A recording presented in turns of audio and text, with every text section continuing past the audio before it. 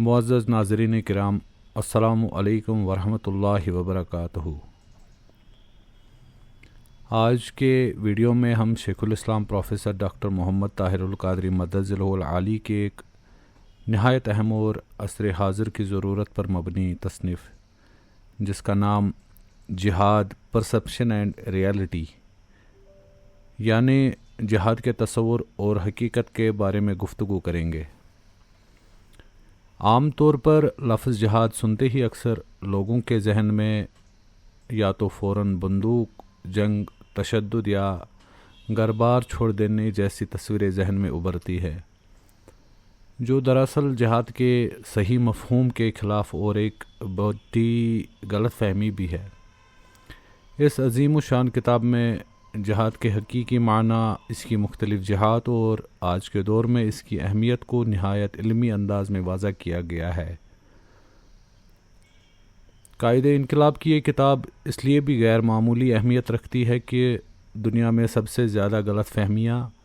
اسی ایک لفظ کے ساتھ وابستہ کی گئی اور بدقسمتی سے اسی کے نام پر اسلام کو بدنام کرنے کی کوششیں آج بھی جاری ہے۔ اسی تناظر میں یہ کتاب نہ صرف قائد انقلاب کی ایک علمی کاوش ہے بلکہ اسلام کے پرامن اور جامع پیغام کی ایک روشن دلیل بھی ہے۔ 2019 میں شیخ الاسلام پروفیسر ڈاکٹر محمد طاہر القادری مدظلہ العالی نے OIC یعنی آرگنائزیشن آف اسلامک کوآپریشن کے اجلاس میں شرکت فرمائی تھی، جہاں پر آپ نے کئی گراں قدر علمی تصانیف پیش کی اور انہی علمی شاہکاروں میں یہ کتاب بھی شامل تھی، جو بعد میں 2023 میں باقاعدہ طور پر شائع ہوئی اور عالمی سطح پر اہل علم کے سامنے بھی آئی۔ اس کتاب کا بنیادی مقصد یہ ہے کہ جہاد کے مقدس اور بامعنی لفظ کو صرف دہشت گردی، تشدد اور انتہا پسندی کے ساتھ جوڑنے کی جو بدترین سازش اور غلط فہمی پھیلائی گئی ہے اسے قرآن و سنت کی روشنی میں دور کیا جائے۔ شیخ الاسلام نے نہ صرف علمی دلائل کے ساتھ جہاد کا اصل مفہوم واضح فرمایا بلکہ یہ بھی ثابت کیا کہ اسلام میں جہاد دراصل امن، عدل، انسانیت کی بقا اور قانون کی پاسداری کا نام ہے۔ اس کتاب کا مرکزی پیغام یہ ہے کہ جہاد کبھی اندھی طاقت، دہشت گردی، انتقام یا انتہا پسندی کا دوسرا نام ہرگز نہیں ہوتا، بلکہ یہی وہ پیغام ہے جس کی آج دنیا کو سب سے زیادہ ضرورت بھی ہے۔ اس سلائیڈ میں آپ دیکھ پا رہے ہیں کہ جہاد کا لغوی مفہوم محنت، جدوجہد اور مسلسل کوشش ہے۔ فقہی اور شرعی اعتبار سے یہ ایک نہایت وسیع تصور ہے جو صرف جنگ تک محدود نہیں بلکہ اس کے دائرے میں نفس کی اصلاح، علم کا حصول اور اس کا فروغ، سماجی و اخلاقی خدمت اور صرف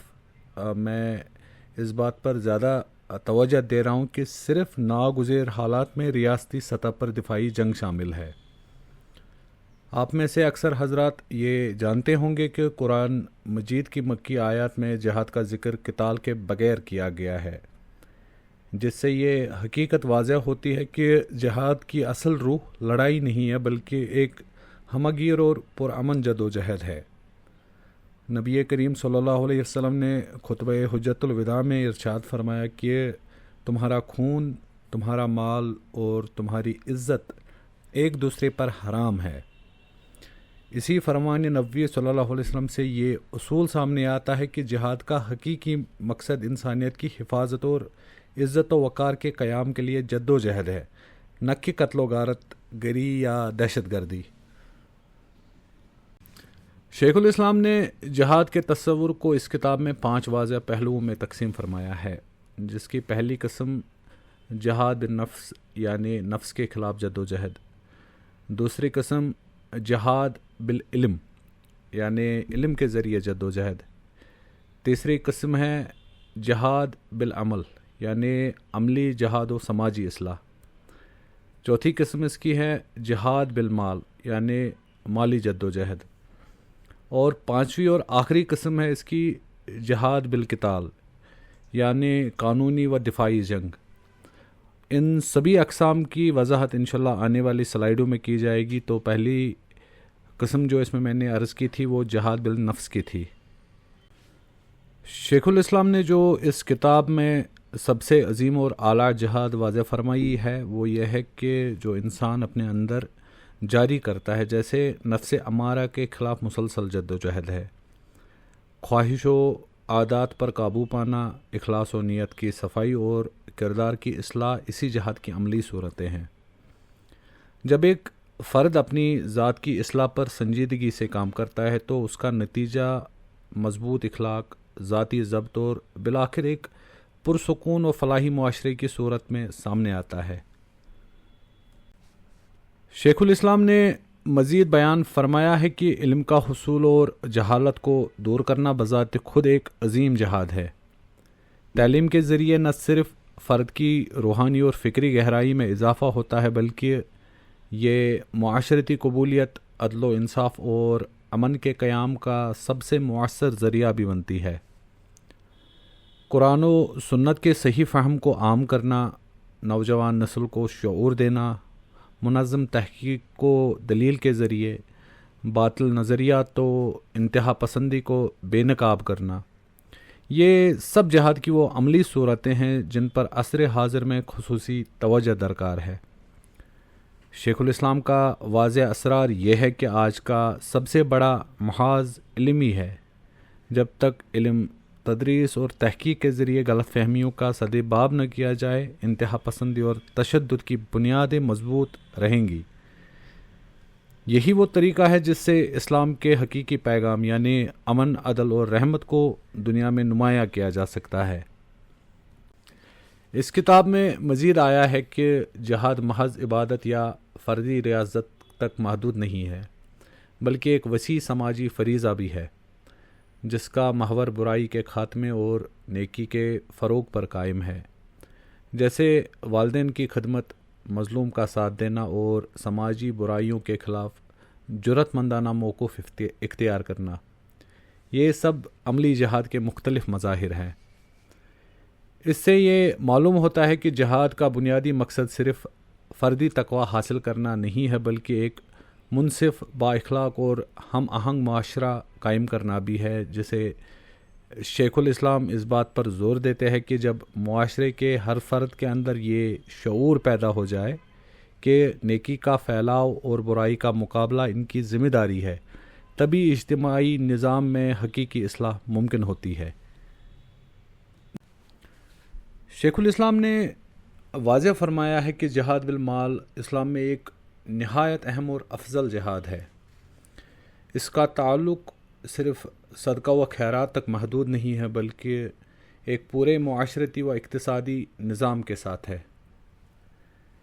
کتاب میں بتایا گیا ہے کہ بلائی کے منصوبوں پر مال خرچ کرنا، خدمت خلق کے اداروں کو مضبوط بنانا، غربا و مساکین کی ضروریات پوری کرنا، یہ سب جہاد بالمال کی عملی صورتیں ہیں۔ شیخ الاسلام مزید بیان فرماتے ہیں کہ اسلام کے نزدیک ایمان اس وقت تک کامل نہیں ہوتا جب تک بندہ اپنے مال میں سے دوسروں کے لیے حصہ نہ نکالیں۔ اس کا مقصد یہ ہے کہ دولت کا ارتقاء صرف فرد یا طبقے تک محدود نہ رہے بلکہ پورے معاشرے کی فلاح و بہبود میں استعمال ہو، اور یہی مال کو عبادت اور جہاد کی شکل دیتا ہے۔ ابھی یہ جو آپ کے سامنے سلائیڈ ہے، میرے حساب سے یہ بہت امپورٹنٹ ہے، اس کو غور سے سمجھیے گا، غور سے پڑھیے گا، اور قبلہ کی اس کتاب جس کے بارے میں ابھی بات ہو رہی ہے وہ پڑھ کے اس کی پوری ریسرچ کیجیے گا اس پوائنٹ کے حوالے سے، خصوصاً کیونکہ یہی پوائنٹ آج کل زیادہ تر لوگوں میں انتشار پھیلا رہا ہے اور اسی کو غلط انداز میں لوگ آج کل دیکھ رہے ہیں۔ شیخ الاسلام فرماتے ہیں کہ جہاد بالقتال یعنی جنگی جہاد صرف اور صرف دفاعی حالات میں ہی شرعی طور پر جائز ہے، اور اس کے اطلاق کے سلسلے میں 5 واضح اور سخت شرائط لاگو ہوتی ہے۔ پہلی شرط اس کی ہے کہ اعلان جنگ کا اختیار صرف ریاستی اداروں کے پاس ہے، یعنی انفرادی گروہوں یا افراد کے لیے یہ اختیار جائز نہیں ہے۔ دوسری شرط یہ ہے کہ یہ صرف دفاعی جنگ کی صورت میں اس کی اجازت ہے، یا جس میں ہم کہہ سکتے ہیں جو سیلف ڈیفنس میں جہاد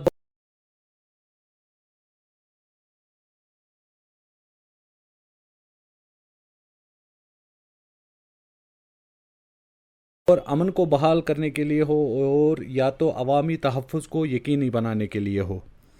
چوتھی شرط اس کی یہ ہے کہ جنگ کے دوران معصومین کی حفاظت لازمی ہے، جیسے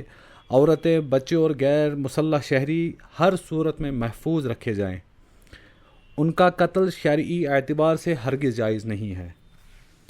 پانچویں شرط یہ ہے کہ طاقت کے استعمال میں تناسب یعنی پروپورشنالٹی کا اصول ضروری ہے۔ جارحہ کے مقابلے میں ضرورت سے زیادہ طاقت یا نابود کن انتقامی کارروائیوں اسلام میں منع ہے۔ یہ تمام اصول واضح طور پر اس بات کی دلیل ہے کہ اسلام میں جنگ بھی ایک قانونی اور اخلاقی ڈھانچہ رکھتی ہے، وہ ڈھانچہ جو تشدد کو روکتا ہے، معصومیت کو محفوظ رکھتا ہے اور امن کے قیام کو یقینی بناتا ہے۔ یہ بات ہمیں ذہن نشین رکھنی چاہیے کہ لفظی جہاد کا مفہوم کوشش و جد و جہد ہے،